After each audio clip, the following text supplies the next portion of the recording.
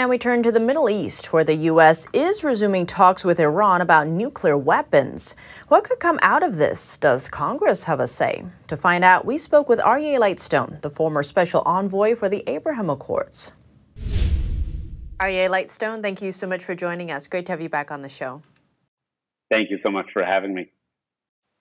There's been reports that the U.S. and Iran are in talks again, potentially over a nuclear deal. Now, over the weekend, Israel's Prime Minister Netanyahu rebuked these and kind of lashed out against them.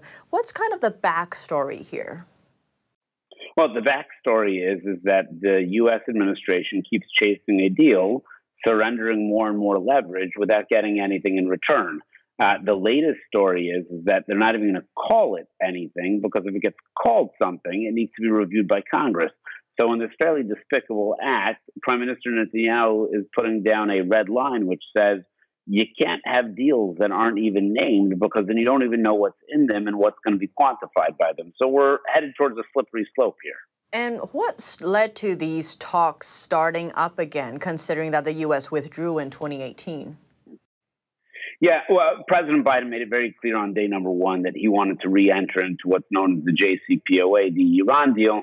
The challenge is the Iranians didn't want him to re-enter. They kept pushing the goal line further and further away, no matter how much President Biden and his Iranian negotiator O'Malley kept chasing after them. It could be the move that China brokered this opportunity between Iran and Saudi, that the U.S. felt compelled to re-enter the region. Now, why we would re-enter the region with Iran as opposed to Saudi or Israel boggles my mind. Now, we saw talks with China and Palestine recently, but what's in it for the U.S. if this Iran deal were to go through? There's nothing in this for the U.S. This is a capitulation, a surrender. It's a sign of weakness.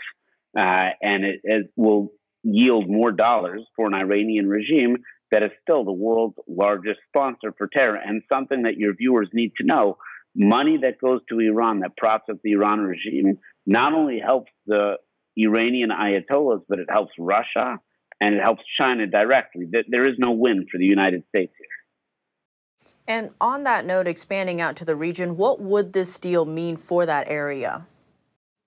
Well, it will strengthen Iran, which in turn will strengthen both Russia and China.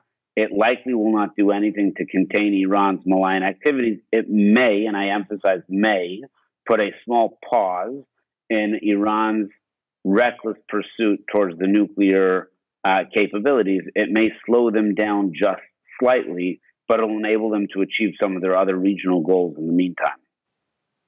Considering that this deal doesn't have a name, what can the U.S. or Israel or any country do now?